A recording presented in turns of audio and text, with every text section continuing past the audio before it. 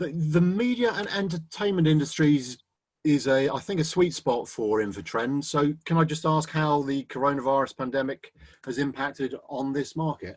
Yes, of course. So, there's been a real downturn in project completion for media and entertainment industry, and that has been a general decline since March. I mean, if you look at the hospitality industry, which is obviously off the back of M&E, that has also obviously shown a large decline as well.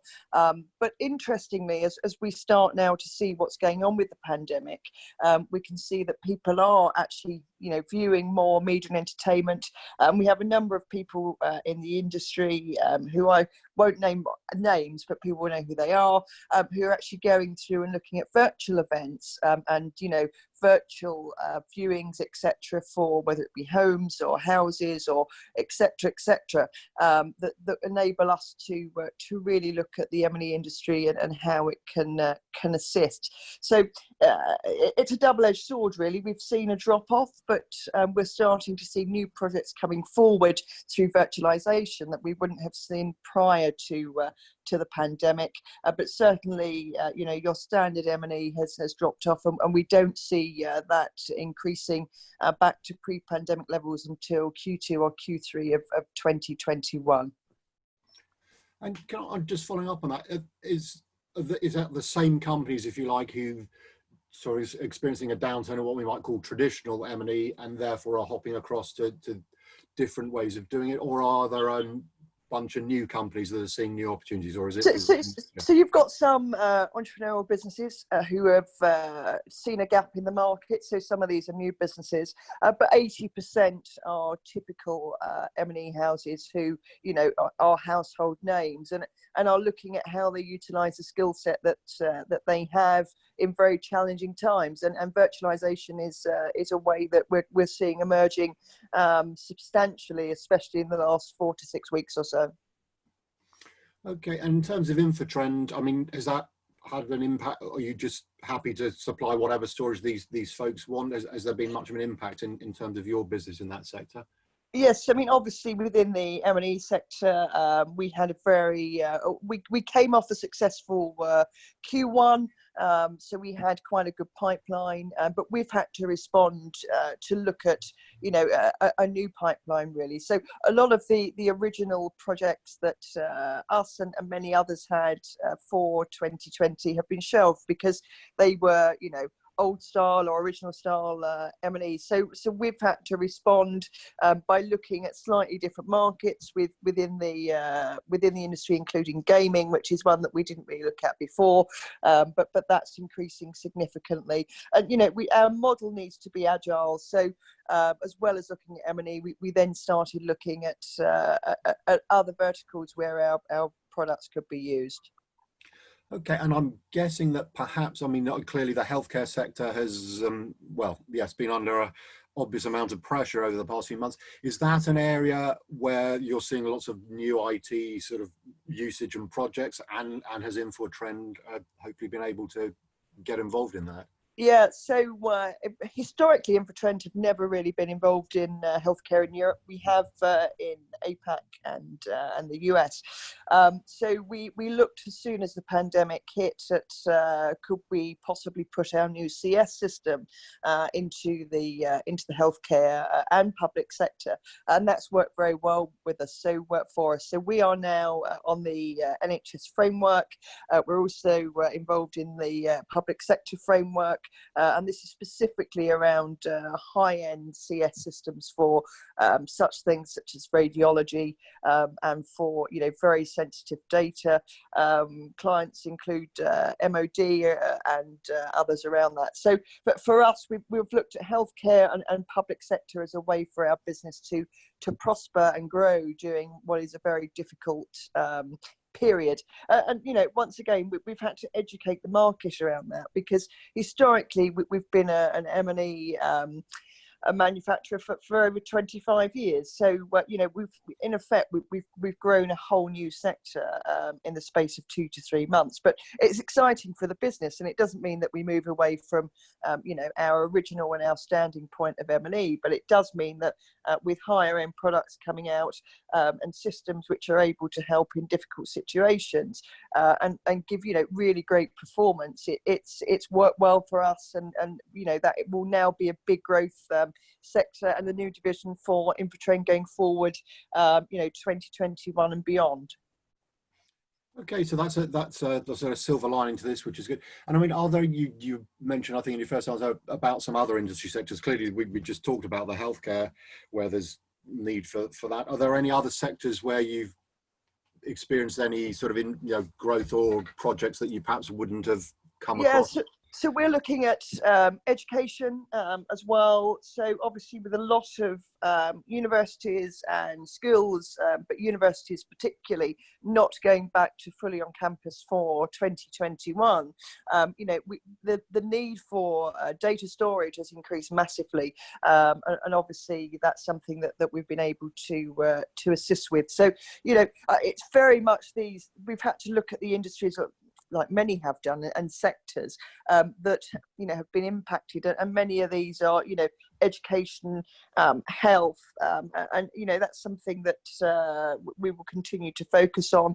If you look at CCTV and surveillance, you know, with the track and trace, that's something else that is also increasing, not just in the UK but across Europe, and that's another sector where our products can be used, and we're seeing an increase in demand. So yeah, you know, it's very much about us being switched on to what's going on, and at the same time trying to assist the M&E industry in regaining traction wherever we can.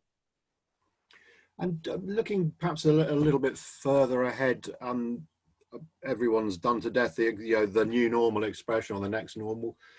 Do you as a company, have you started looking at that, and any thoughts as to, you know, whether we're all going to rush back into the office and life will go back to what it was pre, or is there a new kind of way of doing work that's sustainable here to stay?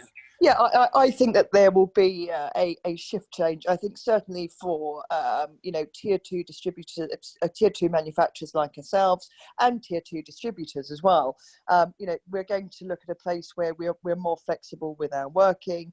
You know, all of our staff have been home based since the start of the pandemic. There's 1 or 2 now back into the office for the warehouse side, rather than on the operations side, and I feel that for us as a business, it's worked well, and it's been very proactive.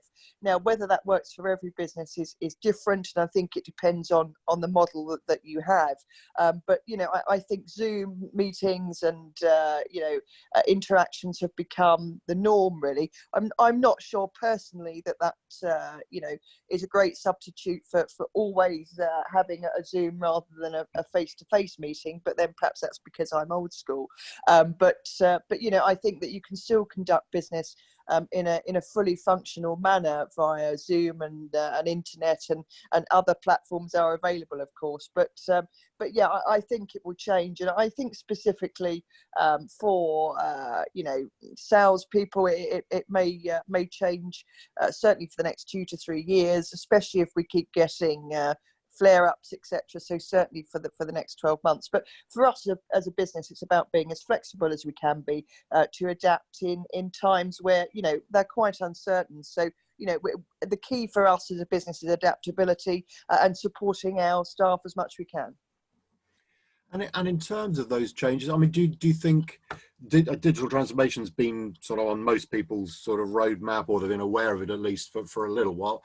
Do you think what's going on now is just merely an acceleration of that, or do you think that the pandemic and the way people have changed working, there are new ideas come along, or were they just ones that everyone was aware of already and they've just, you know? Yeah, I think it's accelerated it. So I think that you know, that the platforms, if you look at Teams, that has taken off massively during the last 6 months or whatever. You know, people are always aware of it, but that's grown massively along with other platforms. And I think what it has done is move some industries or some sectors that were, you know, pretty old school or set in their ways to actually realize that by adapting their working methods, you can cut costs on, offices, or on traveling expenses. I think that people have realized that, doing business digitally is nearly, or can be, as effective as how we've already always done it. But look, I think it will still take time to bed in. But I do think that there's been a complete change in the UK. And if you look at countries like Germany and Belgium, I think that transition has been much quicker and will be much quicker than in the UK. But, parts of Europe will embrace it much quicker than others. But I think it's exciting. And I think that opens up opportunities for our products and for our industries as well. And in terms of the infrastructure, just maybe a final thing, clearly a lot of people sort of made do, because one day they were in the office and then they were sent home the next day, as it were. But do you think there's going to need to be a big build up, maybe particularly the edge? Everyone's talking about bringing content nearer to where people are based. If more and more of us are going to be more flexible at work, is there a massive build out required, or is it just a tweaking, if you like, of what's already out there?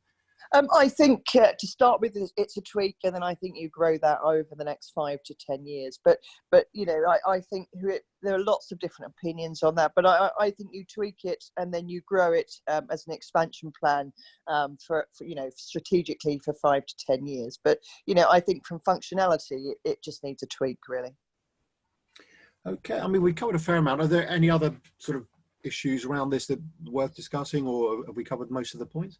No, I think we've covered most of them. I think it's just really for all industries to pull together and to recognise opportunities and support the network of each other's business and all pull in one direction. And certainly for the M&E industry, I think that's key, and that will be a way that the industry comes out stronger on the other side with perhaps some new entrepreneurial businesses and new ways of doing business that will open up opportunities to standard and old school M&E houses. Okay, that's lovely. I really appreciate your time. Thanks very much, Kelly. Thank you.